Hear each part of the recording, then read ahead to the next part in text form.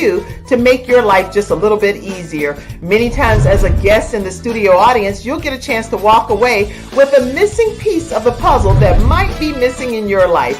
Let's go on this journey together, and I look forward to seeing you Monday through Friday at 11 o'clock a.m. Eastern Standard Time, right here on The Kim Jacobs Show. You're watching Kim Jacobs Show.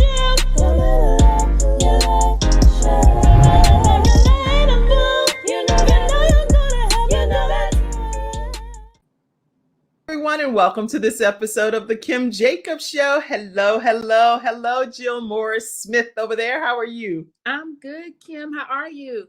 I'm doing wonderful. I'm so excited to have you here today. And you all, we are in for a treat. We're going to be talking heavily today about nonprofit organizations. And you're going to learn from someone who has over 20-something years of experience in this area. So she knows exactly what she's talking about. I want you all to grab your virtual seats. Go ahead and start sharing the broadcast and inviting people to be a part of today's discussion. Wow. Okay. In a nutshell, Jill, tell everybody what they can expect from our conversation today. Okay. So what you can expect is that you're going to be motivated and inspired to go start a nonprofit. Regardless of what you're doing right now, you're going to go be inspired to just go and serve in your community. That right there, in a nutshell, whoop, drop the mic. So regardless of whether you have a nonprofit already or whether you have a 501c3 nonprofit, whatever the case may be, after today's broadcast, you're going to be inspired to say how I can use my gifts and talents to be able to salt this earth and make a difference in my community, as only you might be able to do. So, all right, let me go ahead and get this party started, because I feel like it's a party we get ready to have here. Yes. Jill Morris Smith is a purposepreneur with a moral compass, with over 25 years of experience as an internal and external relations professional in the nonprofit industry. She's led initiatives from every aspect of the public sector, from grassroots organizations and professional associations to mega ministries and the federal government. This multifaceted experience has positioned Jill as an expert in nonprofit organizational management. In her role as Chief Executive Officer of the Savvy Servant, LLC, she teaches nonprofit founders how to develop their organization's strategy to compete for major, I'm talking about mega funding, y'all, okay? Yes. So that they can impact their communities. I'm so honored to have with us today Jill Morris Smith. Thank you for being here, Kim. Thank you. All right. So when we get ready to come back from this commercial break, we're going to acknowledge one of our episode sponsors, which is Hunter Everidge Law Firm. And if you all have not already taken the time to contact them, let them know that the Kim Jacobs Show sent you their way. And they deal with a lot of different areas. But if you're dealing with disability or wrongful death of a loved one, or some type of workers' compensation claim, or you've been denied disability, make sure that you reach out to them. Let me put their information up. They're in the North Carolina, South Carolina, Richmond, Virginia area, and also in the Alabama area. But give them a call, 704-251-2945, and let them know that the Kim Jacobs Show sent you their way. We'll be right back after this commercial break. When someone has lost a loved one, they want to know what exactly happened. They want to know, is the other person going to be held responsible? And they want closure. At Hunter and Everidge, we help clients that have lost a loved one move on, and to do that with dignity and respect that they deserve.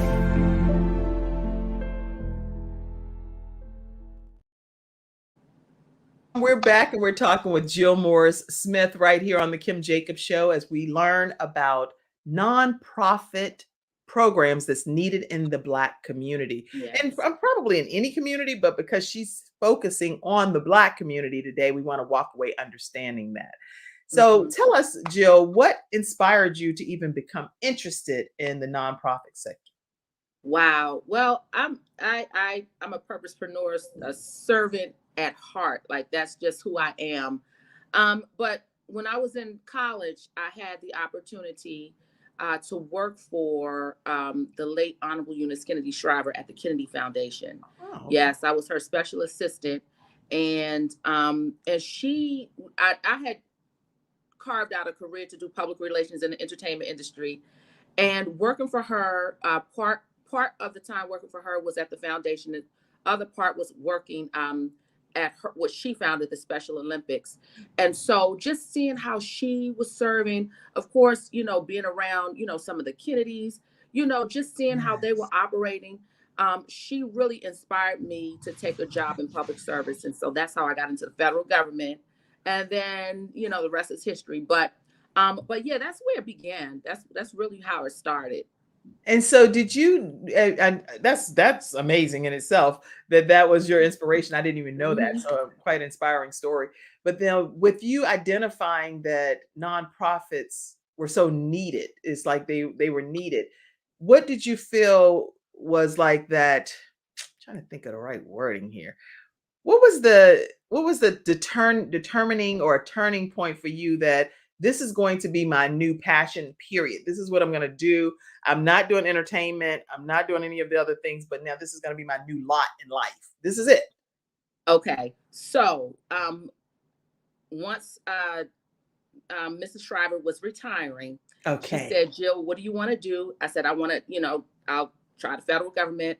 I went into the federal government. My second year into the federal government, I decided to get my master's in nonprofit management. All through my career in the federal government, I was, working with nonprofit grantees. But there was one specific program that I had gotten a position in, and my population that I was serving was immigrants and refugees. And so I had all of these nonprofit grantees, mostly serving immigrants and refugees, immigrant and refugee communities, seeing how they were setting up their communities in America, and how they were equipping and educating their communities. And our community were just providing aid. So they were educating, we were aiding. So we what's the difference? At some point, I want you to break that down. What's the difference between aiding and educating? Because people that's watching, we may or may not know that too. Okay. Go ahead with your story. We're going to feed you. In our community, we're going to feed you. So if it's Thanksgiving, we're going to give you food. We're going to give you shelter. We're going to give you clothing. We're going to aid you. Okay. But there are very few nonprofits out there in our communities that are educating. And so when you think of the Jewish community, that's one of the main things they do for their community. They educate. And so working with refugee and immigrant communities in the federal government, I started to see how they were setting up their cultures, their people. Okay. And I was like, wow, we need to do that. And so I did a faith move in 2010. I jumped out on faith. I had education behind me. I had experience behind me. And I jumped out and I started my business to help our community build nonprofits. And that's what I did. So at first it started out more as helping to bring awareness to programs. But then I started to see, well, wait a minute, there's some internal help that needs to go on. Mm-hmm. So, and then I expanded to internal. So yeah, that's how it started. That's amazing. So now a lot of times when people are looking to start a nonprofit organization, they're not even sure of where to begin. So are you able to educate people today on how to go about actually starting their own nonprofit organization from scratch? Yes. So I have a free training that you can access. Because at this point it's almost like a labor of love for me. So you can definitely access that free training at my website. But the thing is that for our community, what I am seeing is that we are more focused on empowerment, like women's empowerment, of course, aiding. But there are other areas that, I'll discuss that we need more nonprofits in. So, so you can get started. I mean, it's just a matter of as if you were starting a business. I mean, you can go to your Secretary of State and start a nonprofit. Okay. Yeah. And so what makes someone's organization a nonprofit versus a for-profit type of situation? They have to designate it as a it's a nonprofit is a corporation, but they have to, at the Secretary of State's office, they have to say it is a nonprofit. Okay. So most nonprofits in most states require boards, which a lot of people don't want to hear, but most states require that you have a board, at least 2 to 3 members on your board. But so that's mainly the difference. The other main difference with the nonprofit versus a for-profit, when you're structuring it, because there are some regulations that you have to comply by, like like if you're going to get an IRS status, a 501c3 tax-exempt status, there's some things you have to have in place, yes, so that you can meet those requirements. But other than that, starting a nonprofit is just like starting a for-profit. It's good business.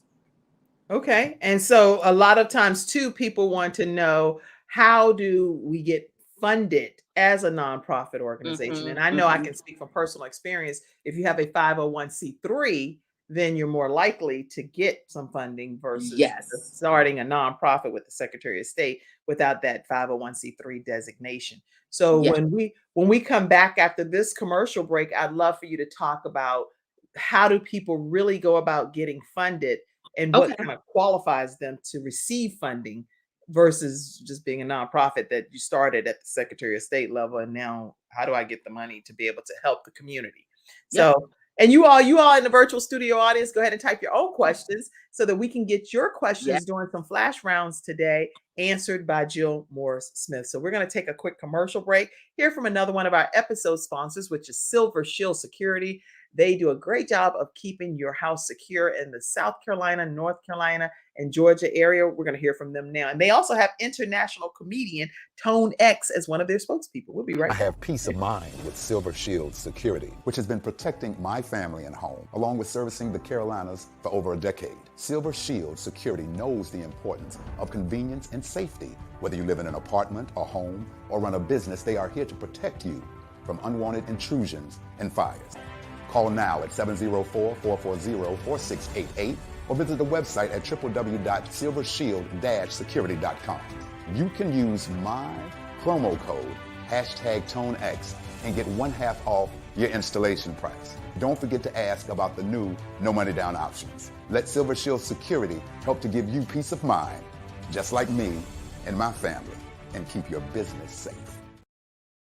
All right, everyone, we're back and we're talking with Jill Morris Smith about 5 programs that nonprofits should have in our communities as African Americans. So make sure that you all take notes today. If you have questions specific to your nonprofit, go ahead and get those answered while she's here with us today. So Jill, the difference between like a regular nonprofit organization and a 501c3 organization, speak to us about it.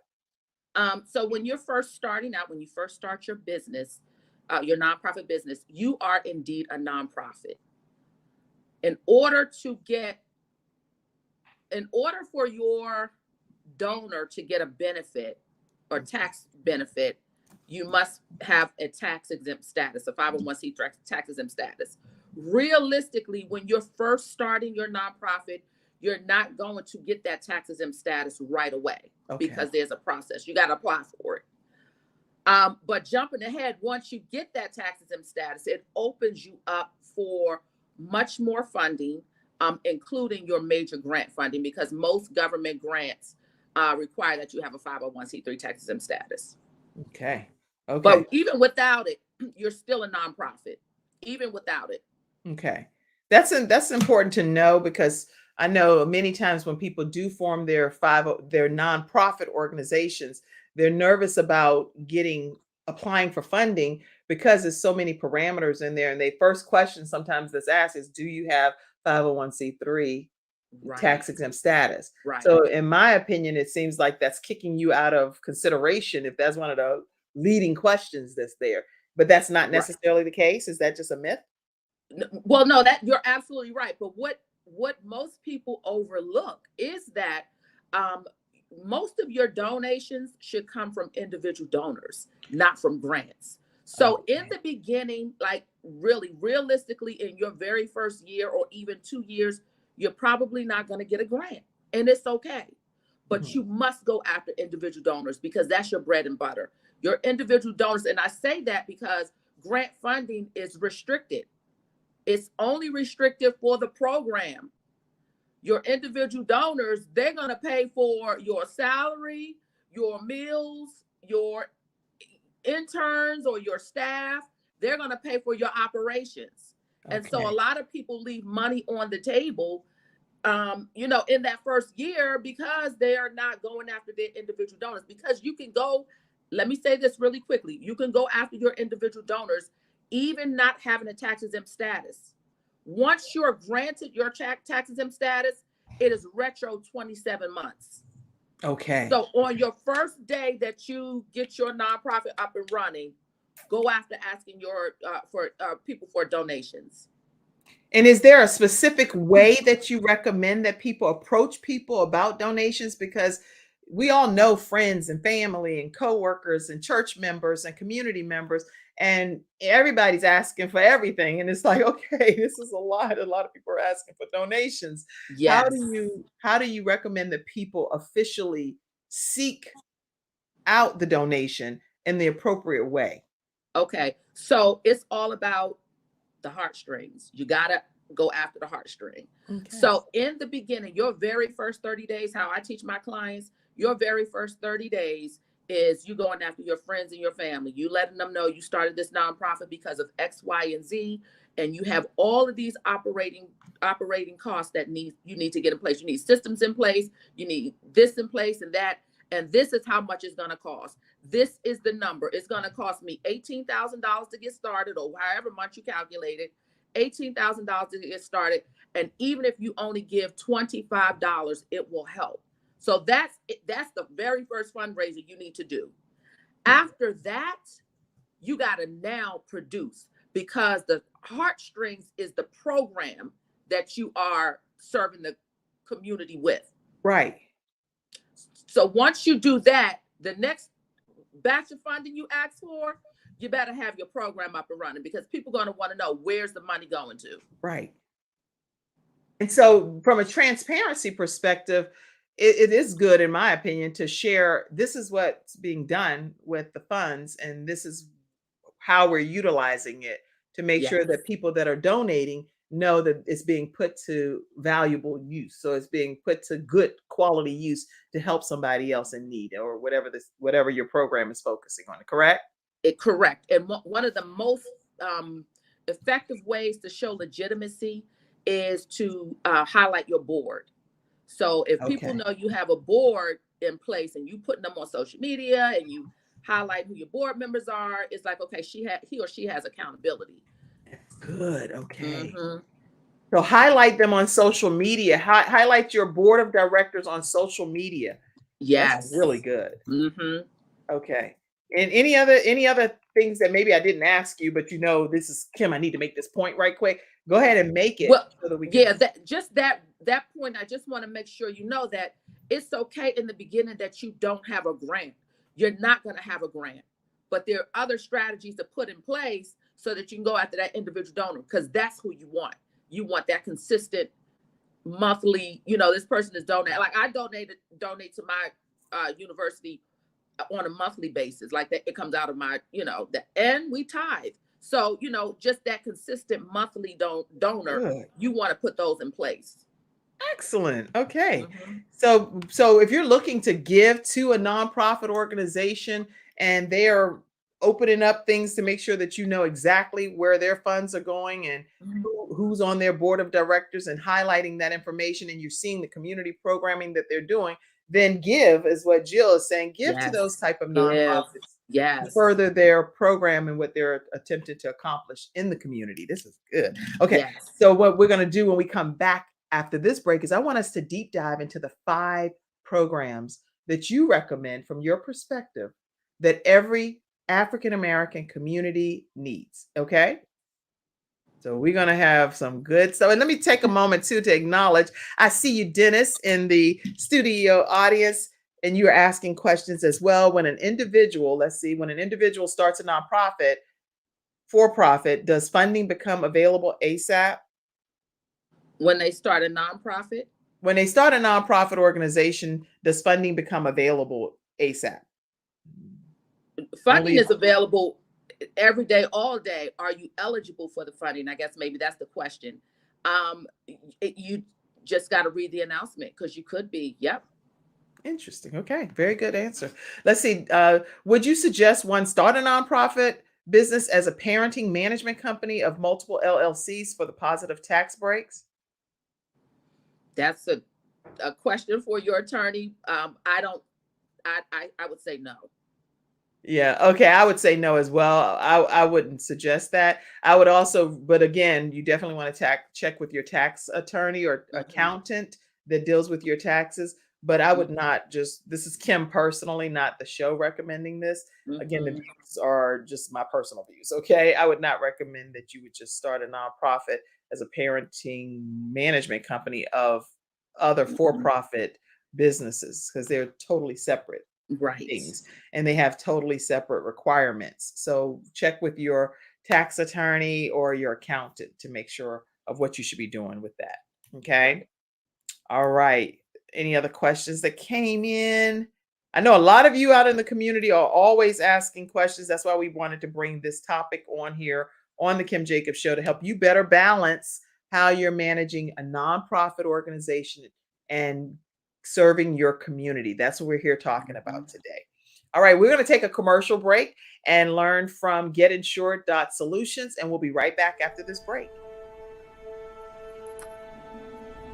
Nothing says I love you more than final expense insurance whole life protection. With funeral advocacy nationwide, saving you and your family 30 to 80% off funerals and cremations.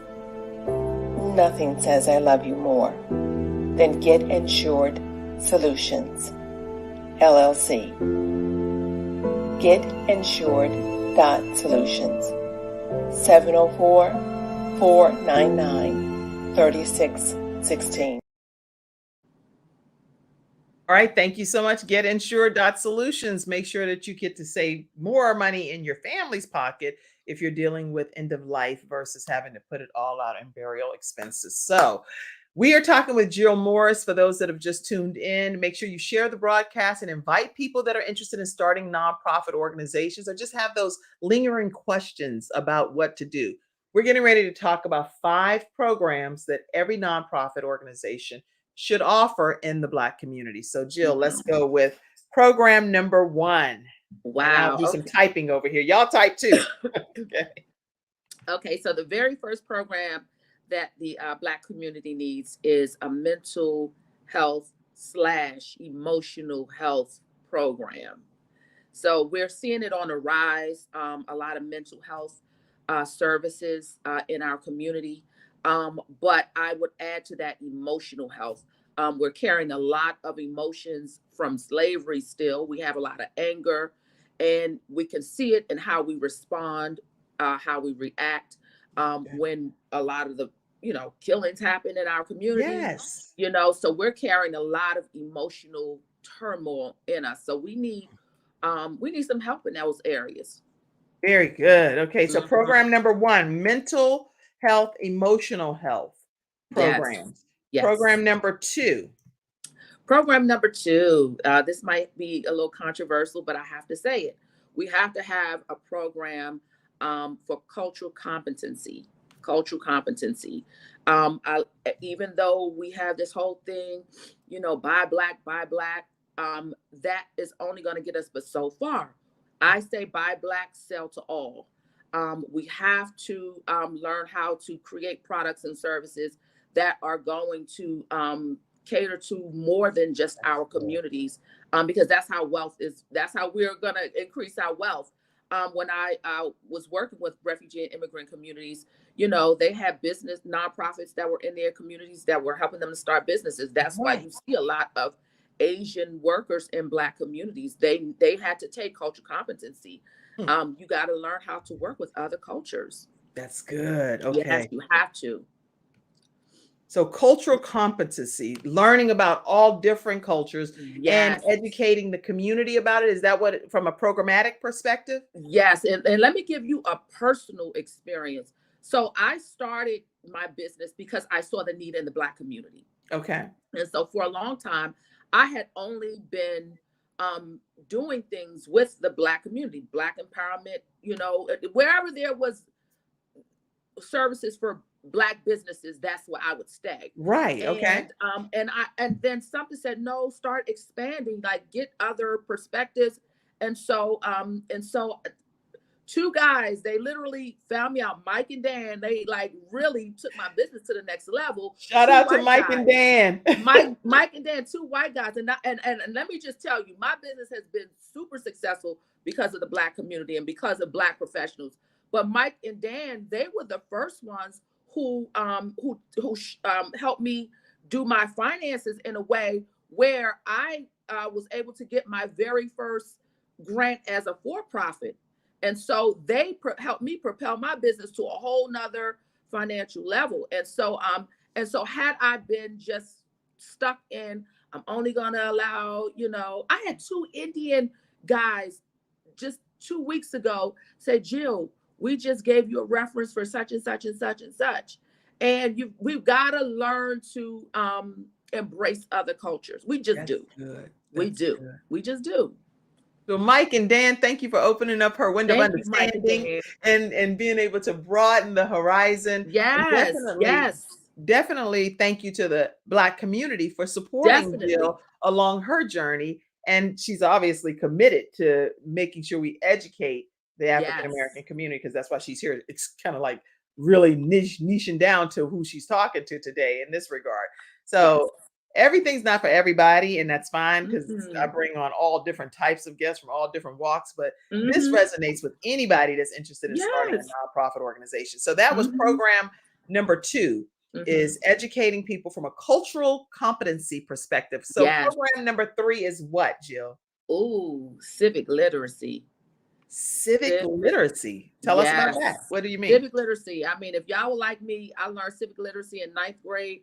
And I had chicken pox the half of the year, so I missed out on a lot.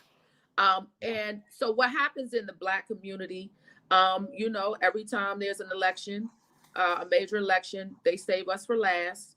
We the vote that's going to push them over. They really don't need our vote to the end, because how we vote is that one person who we respect in the community, whatever they say, you know, how we should vote, that's how we're going to vote. That was one of the most shrewdest things that the Republican Party did back in 2001, the faith-based initiative. That's what they did. They went to the churches, they went to the mega churches, and that's how they got the vote. And so, my thing is that as Black people, we have to learn how to make decisions on our own, based on our own needs, based on our own family needs. And even civic literacy to the point of how our communities are operating. You know, who is the mayor? Like, do people know that the mayor, you know, manages the police department? You know, if we go into these midterm elections, are we voting, and do we really know who we're voting for? A lot of us don't. We don't know why we're voting for this person. So being educated about how government is set up, and, you know, why we need to vote for this person, and why we should, you know, instead of just making a choice at the last minute because somebody said we should. Wow, that's good. Okay, so knowing that the mayor in this case manages the police department, we must know the roles people play, is what I'm kind of gathering from what you're saying. Yes, in government. We have to. I'm just typing what you're saying over here. If you see me looking down, that's what's happening. I'm trying to capture everything, some juicy information that you're sharing. We don't want to miss a moment of this. So we're talking with Jill Morris Smith today, and she's sharing 5 programs. I put 10, but five programs that every African American community needs from a nonprofit perspective. Right now, we've gone over 3, and let's just go back for those that are just joining in and recap what she just shared. A couple of them already. Program number 1, mental health. Mental health, emotional health. Program number 2, cultural competency. And that's just expanding our reach beyond just the African American community, but opening it up. And Mike and Dan helped her expand her thought process. And then number 3 right now is civic literacy. Yes. And that's understanding the roles that our government officials play, not just waiting until election time to then be said, hey, go vote for this person, but really understanding why we're voting for the people that we're voting for. This is some great stuff. So listen, we're going to take another commercial break. And when we come back, I want to hear program number 4 and program number 5. Also want to hear from you all in the virtual studio audience. If you have any questions, any comments, any shout outs, we'd like to be able to take a moment and do a flash round with you all. So share this broadcast out, and we will be right back after our episode sponsor, CTR Media Network. If you're not familiar with CTR Media Network, go to ctrmedianetwork.com to learn more. We're streaming on their platform in 68 countries and 350 million households. We'll be right back right after this break. CTR Media Network was created for today's podcasters. We provide a safe haven for content creators that are everyday people doing extraordinary things. We have a system of positioning, monetization training, coaching, and support for our podcasters' success. CTR Media Network simply bridges that gap with a level playing field for your dreams to come true cost effectively. Our team provides a premium service and experience for our podcasters to grow. CTR Media Network provides access, support, resources, coaching, and community for our podcasters to win, if you put in the work. We believe that we are living in a unique time which requires you to share your message of hope with millions of people around the world. Remember that the world is never too saturated for you, your voice and message. A platform for positive impactful media where the content creators are in the driver's seat. Visit our website today by going to www.ctrmedianetwork.com. Everyone, we're back and we're talking with Jill Morris-Smith today here on the Kim Jacobs Show about 5 programs that nonprofits should offer in the community of African American communities. So Jill, we went through the first 3. Talk to us about point in program number 4. Okay, number 4 is really needed. It's law literacy. I say law literacy / legal rights. We need to know in the Black community what the laws are of that land. And that's more as a preventative type of measure. I would even, someone who is starting a nonprofit for law literacy could even do a legal fund, because, you know, a lot of our people that are in prison, they can't even post bail because they don't have the money to, and all that crazy stuff. So, but law literacy, if we know some of the laws that are in place in our land, in our community, it can help prevent some. Just like I found out just this week, like if your child is under 18 and he has a baby, the parents can be put on child support until your child turns 18. What? Tell me what you're saying. I mean, I'm not an attorney, but that was a law that was something that I heard in the last week or so. Okay, wait, you have to repeat that. You know how you have to go back and say something again? Are you saying the parent of the 18-year-old child can receive child support? Yes, the parents of the 18-year-old child, of the 17-year-old. Oh, the 17-year-old, right. 17, yeah. The minor. If they have a baby under 18, his or her parents could be put on child support. Now, I don't know how true that is, but that's what I heard. Okay, that's right here is just right now hearsay. We're gonna go with just hearsay. But that and it sounds right, because I know the state of North Carolina, their laws are crazy. Like it's like a lot of stringent laws, like around a lot of like child support enforcement, real estate laws. Like you gotta know, if you are, now I know this to be true. If you are buying a house with your boo, y'all not married, and one of you all pass, that house goes to either his or her children or their parents. Now I do know about that. Yeah, so there's some things that we need to know. There's a lot of laws. I remember the story with Centoy Brown in Tennessee. She was a minor. She, you know what happened. She was charged as an adult. We need to know, like, if I commit this crime, what is it going to cost me? How many years am I going to serve? And that's law literacy, that we don't know some of these things that are put in place. Wow. Some of these laws. So we need significant education in this area. And so you're saying that if there's a program out here, and this may be something that you all are passionate about, is bothersome to you, and is just Right. nagging down on the inside of your inner man, most Mhm. likely that means that you should be the person that's spearheading some type of initiative like this, because not everybody is bothered by everything. Right. So this might be just your thing. Right. Program that focuses on law literacy. Yeah, and we're not saying provide legal services for free. That's not what we're saying. But we can say an attorney could volunteer his or her an hour a week to come in and educate, the people we're serving. That's good. Okay. Mhm. Point number 5, program number 5. Talk to us. What is it? This one is on the rise, and I couldn't be more proud. I love my boys Earn Your Leisure because they doing their things out there.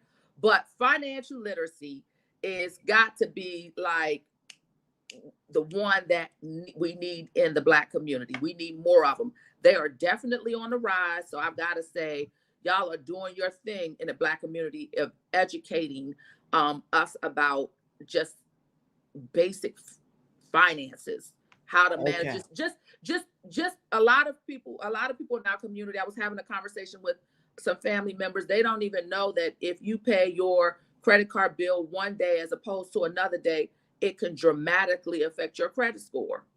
If you pay your card note in a lump sum every month instead of breaking it down in 2 payments, it can make if you break it down in 2 payments, it'll make a dramatic difference. And so just a little things about how we need to manage our money and how we can really take a small paycheck and make it, work for us. Yeah, who knows these things unless somebody is using that Right. gift that God gave you to educate everybody else. So Right. these are 5 programs. We're going to go back and recap what they are, because I'm thinking I'm in love with these programs. So, program number 1, recap. Go ahead. Mental health, emotional health. Program number 2. Cultural competency. Program number 3. Civic literacy. Number 4. Law literacy. And number 5. Financial literacy. So if you all are just joining, those are the 5 programs in a nutshell that we want to definitely educate our African American communities on. These are areas.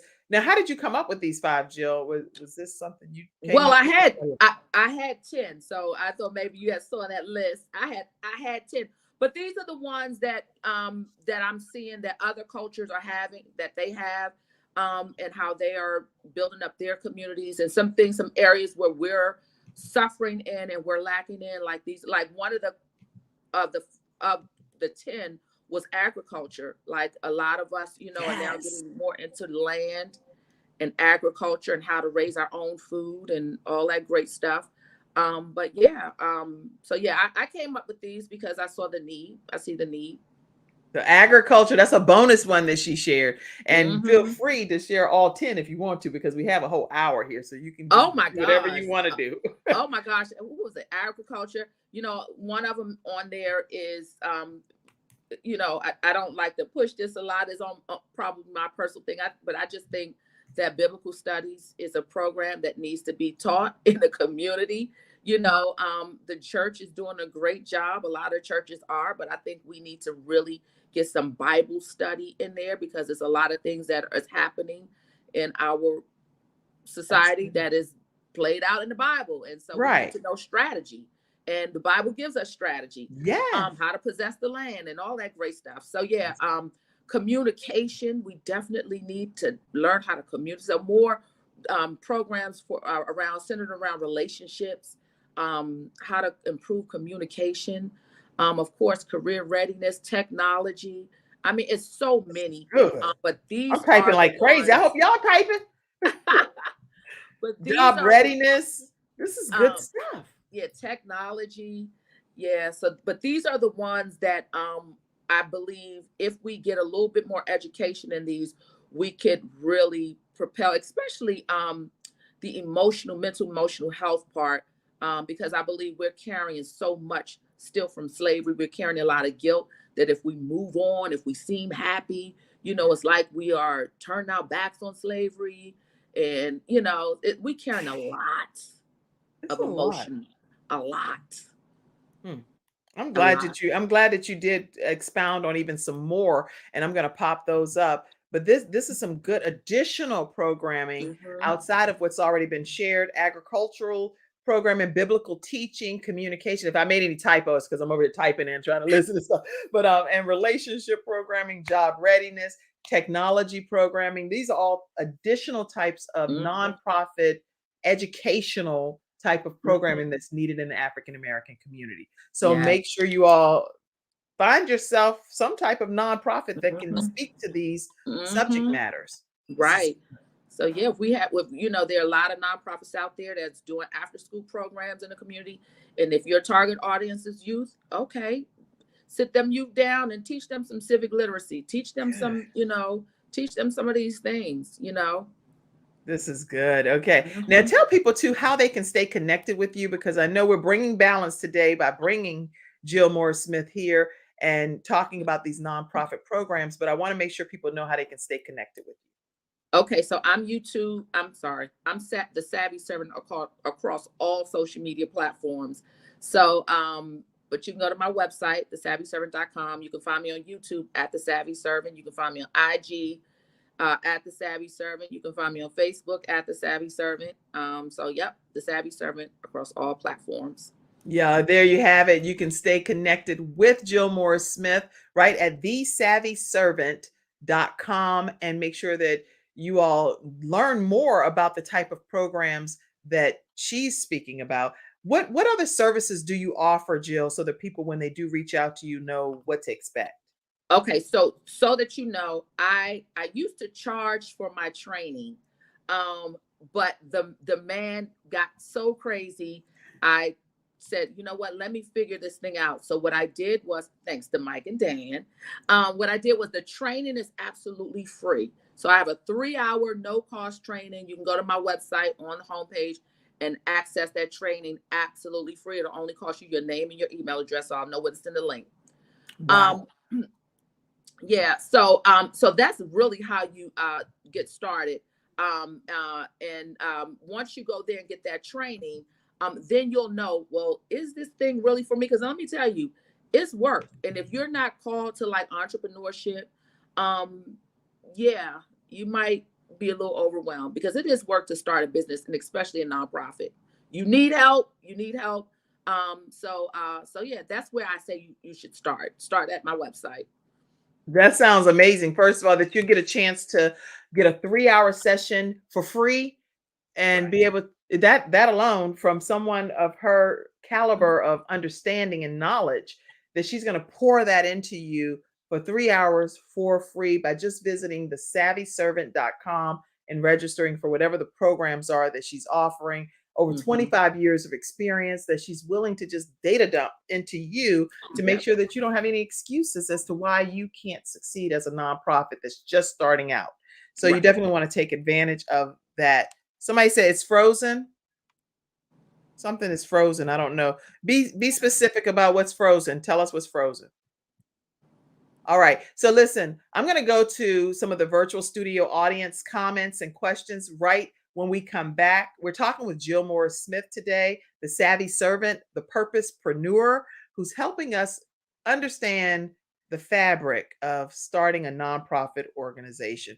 We'll be right back, everyone, right after this commercial break. And whoever is Mhm. typing something's frozen, let me know. I think that's my cousin, actually, Lucretia, saying something's frozen. Tell us what it is. But at this time, I want to take a moment to introduce you to eWomen Network. If you have not become familiar with it, I'm the new managing director in the Charlotte, North Carolina area. Love to have you at our next event. Learn more now. Hi, I'm Kim Jacobs, the managing director of the Charlotte, North Carolina chapter of eWomen Network. I am so excited that you stopped to watch this video. I've got good news for you. You've just discovered an international network of women entrepreneurs who are committed to helping you achieve, succeed, and prosper. We're on a mission here to help 1 million women entrepreneurs each achieve $1 million in annual revenue. Here at eWomen Network, we have a complete success system that supports you every step of the way in building and growing your business. You being here right now is no accident. We're supposed to know about you. We want to meet you to find out how we can help you as well as learn about what you have to offer. With over 500,000 women connected through 118 chapters across the United States, Canada, Australia, and the United Kingdom, you are never alone. If this is resonating with you, please go to ewomennetwork.com/Charlotte. Notice too my contact information. I invite you to reach out to me and to check out our upcoming in-person and online events. I'm really looking forward to introducing you to our special community.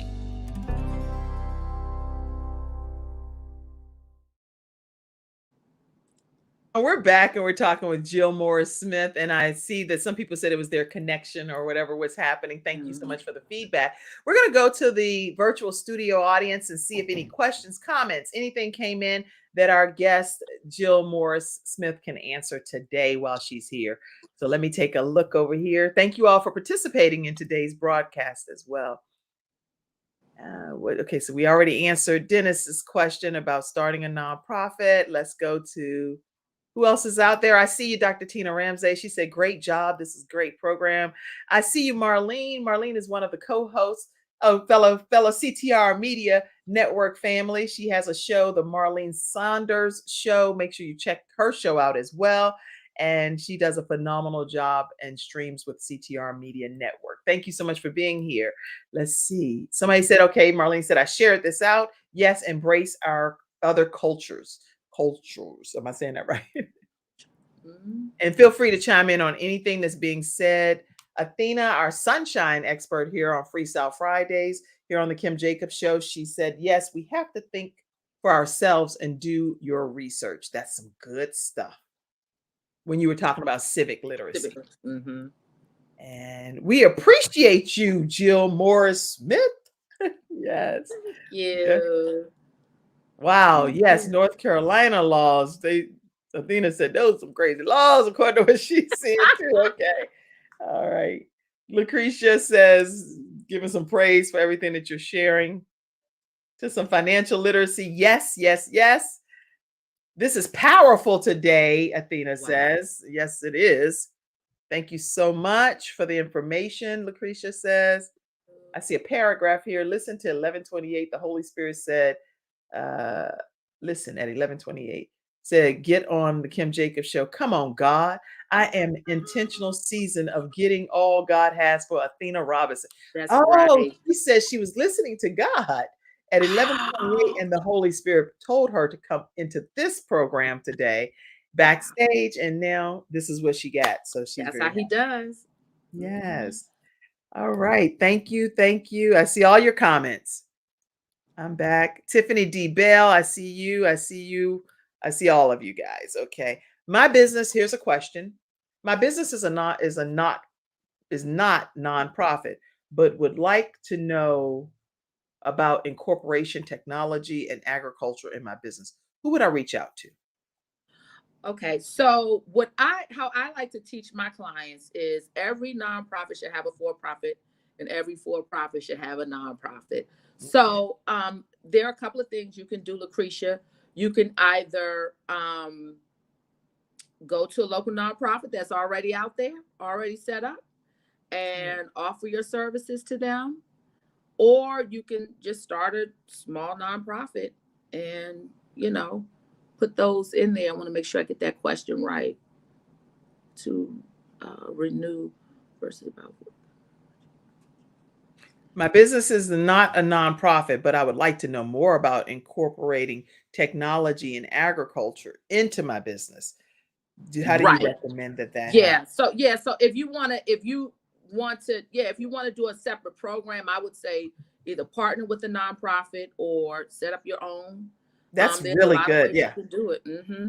Yeah, I agree with you, because everything, Lucretia, just going back to your question, because I've had nonprofit experience over the years, is everything does not mean that you have to start it yourself. Right. But collaboration also helps get both projects funded in different regards, because you can actually be the for-profit arm that's helping through Yes. this technology or agricultural nonprofit organization, and they might be able to write your program, your Exactly. services into their grant funding. But Into again, their grant. the That's expert is right. Jill That's over right. here. You're absolutely right.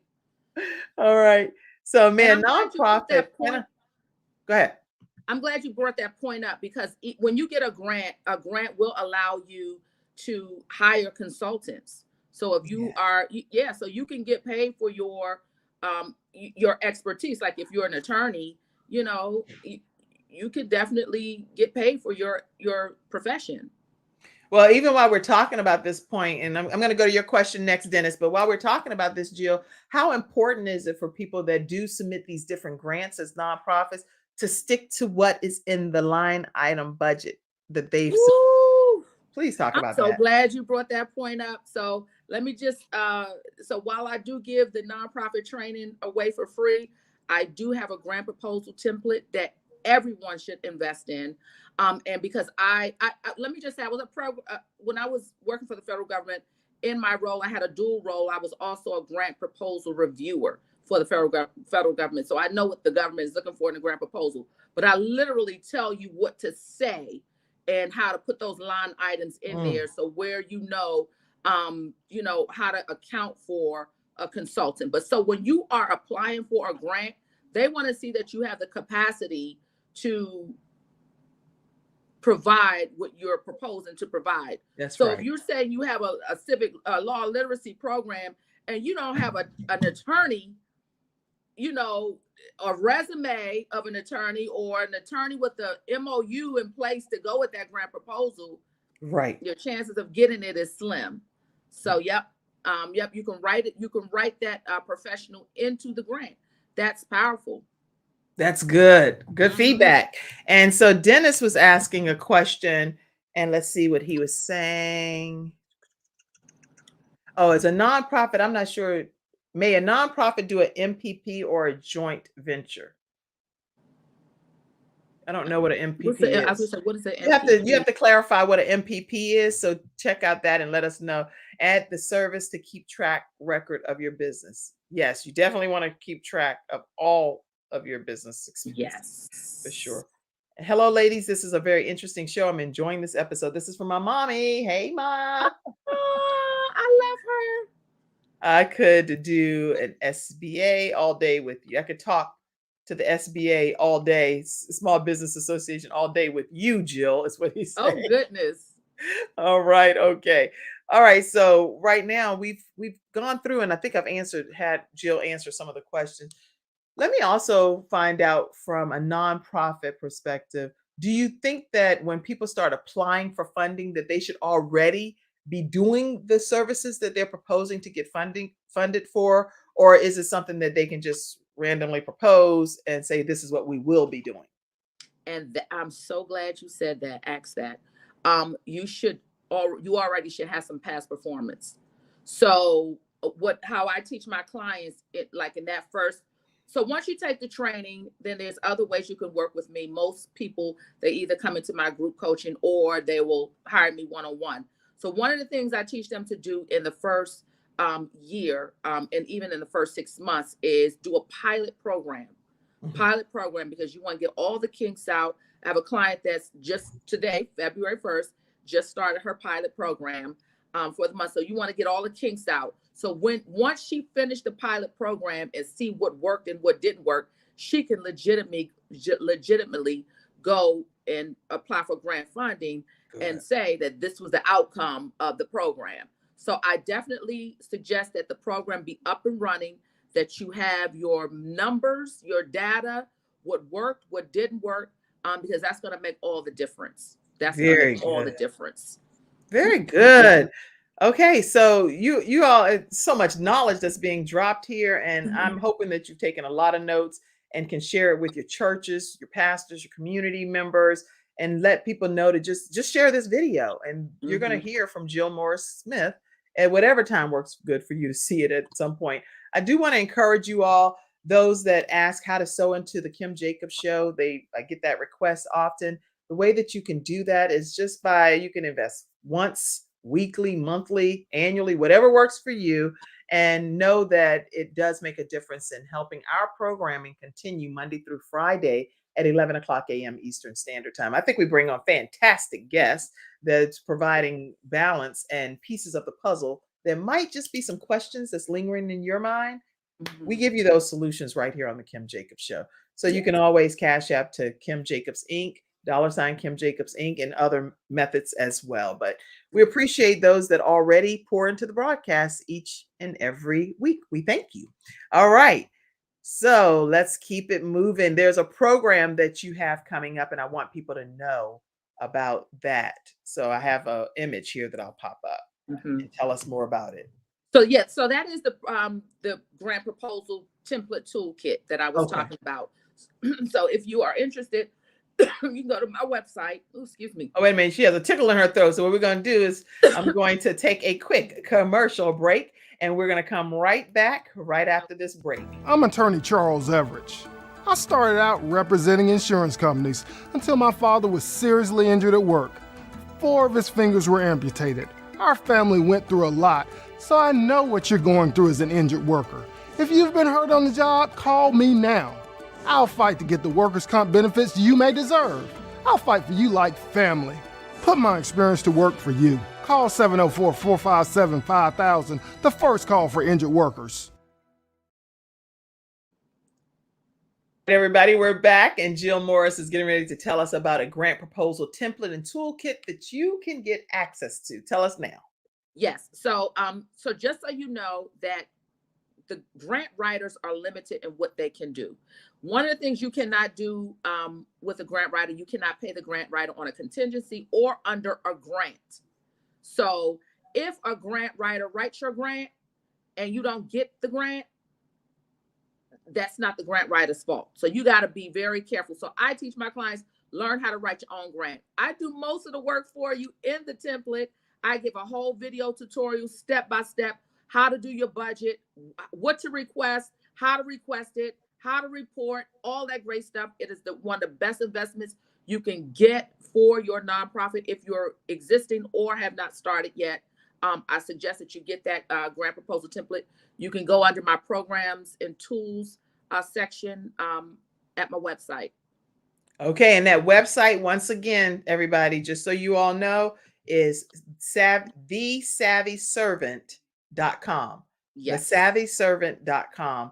And you can get a copy of that toolkit that would really help you save a lot of time and energy and resources to be able to get your grant done, hopefully the right way, the right time, the first time. Yes. So that's huge. Yes. Yes. Any other feedback that you wanted to share with the viewers today that, you know, you thought about it, like, dog, we're coming to the end of the show and I really would love to just drop these few more nuggets. Any additional thoughts? One thing, remove the myth that nonprofits don't get paid and those who are working for nonprofits cannot get paid. That is a myth. That is a lie from the pit of hell. If you are the executive director, you can get paid a lucrative salary in your nonprofit, provided that you have the funds. So that's why you definitely need multiple sources of funding in addition to grant funds. So just want to put that out there. And the funds can come from outside of grant funding. It can come from other sources as well.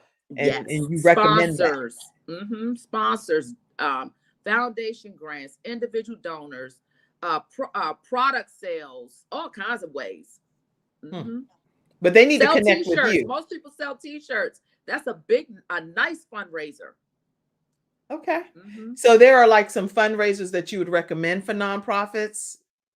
Oh yeah. I mean, several. I mean, there are so many ways, but individual donors, if you're not tackling that first, that's how I teach my clients. Tackle individual donors first. Master that, get your donor database in place, master getting individual donors. But and you know what? That's so easy said. So they need to definitely connect with like a Jill Morris Smith. Yes. That's like, it's a strategy. Some individual donors. It's like, no, you need to contact Jill Morris Smith and understand how to go about making that happen for real. You know? Yes. Individual donors should be the first point of contact. Yep. Your first funding source. First funding source. Let me type that. Yeah. And then second option should be what? First funding source. I would say direct services. You can do direct services. You can do product sales. You can do memberships. You can do board dues. It's so many ways to fund your nonprofit in the beginning until you can get those big grants. Membership. Okay. Wow. Mhm. And seriously, if this has been helpful to you all in the virtual studio audience, put a thank you in the comment section. Hashtag Jill Morris Smith. Get something trending here, because this is some great information that I know. I've been in this world for many years outside of even having Gabe's Heart Foundation prior to that. And some of this stuff I did not know. So I'm like, what? Thank Why you. in the world take Jill Morris Smith to come on to learn about some of this stuff? So individual donors should be the first funding source. Direct sales, product sales, membership. Direct services. Direct services, product Yes. sales, membership. Anything else that you said? Product sales, memberships, foundation grants, because those are easier to get than government grants. Mhm. Oh man, that's right. Okay, these are all things I'm just Sponsorships. putting. Events. Mhm. Events. So if they connect with you, you're going to guide them on some of these things. I talk about a lot of this in the free course. So yeah. Well, there you have it. I'll pop them. Okay, here, somebody else asked a question. Jill, we should connect. I need a good referral for grant writing. I just told you about grant writers. Go and invest in that grant toolkit. Don't waste your time on grant writers, because then you got to pay them whether they get the grant or not. Oh, okay, go get that government toolkit. Let me put that back up again for you. She says she's mapped it all out for you right there in the government grant proposal template and toolkit. Go get that, invest in that, and you can get that right on her website. And then if you still need a grant writer after that, Then reach back out to Yeah. Jill and she'll refer one to you. That's what I think I'm hearing her say. Yes. But this yes. is really good. And Tiffany D. Bell has a great program and show as well. And you definitely want to check her out. She is a powerhouse. Okay. Okay. Definitely will, Tiffany. Carrie Ann Hilliard, she's actually our helping adolescents speak out and helping single parents overcome obstacles. As a single parent expert here on the Kim Jacobs Show, she said, "Thank you, Jill Morris Smith. This has been a great show." Thank you. And Athena, our sunshine expert here on the show, says, "This was a blessing. I'm grateful that I tapped in to receive a blessing from Jill Morris Smith." Yes. And Tiffany says, "I am a consultant that can send referrals to you." That's what I mean. So she says Yes. she's actually a Let me write down. consultant, and she can send referrals to you. Gotcha. Okay. Let me write So- you down. But she's an expert in her own right. And so she says she has a whole group of consultants. She actually has a large following and people. She's like an influencer. So she's going to be able to send people over to you to learn more about your toolkit. I receive. All right. Whatever All you need right. All right. to work it out. I think that's all I can get through today. And this hour is over. Thank you. Thank you. People said thank you. Thank you. Thank you. Thank you. Thank you. Thank you. Thank you. I see all of your comments. Thank you. Hashtagging Jill Morris Smith. Let me go ahead and hashtag that too. Jill Morris Smith. And thank you all. Thank Jill, you. any closing comment? Closing comment. Thank you for having me, and thank you for being who you are in my life and my business, because you are phenomenal. Oh, thank you. Phenomenal. Yes. Thank you. Well, thank you all for tuning in to today's episode of the Kim Jacobs Show. We'll see you again tomorrow at 11 o'clock a.m. Eastern Standard Time right here on the Kim Jacobs Show. Have a great day, everybody. You are amazing, Jill. Thank you for being here. Have a great one.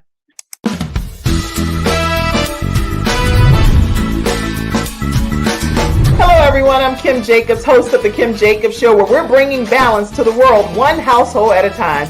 Listen, we go live every weekday, Monday through Friday at 11 o'clock a.m. Eastern Standard Time. I bring guests on that talk about their backstories, things that they've had to overcome to become who they are today. Many of them are balancing and juggling life, and they've become experts in different fields. So they're sharing tips with you to make your life just a little bit easier. Many times as a guest in the studio audience, you'll get a chance to walk away with a missing piece of the puzzle that might be missing in your life. Let's go on this journey together, and I look forward to seeing you Monday through Friday at 11 o'clock a.m. Eastern Standard Time, right here on the Kim Jacobs Show.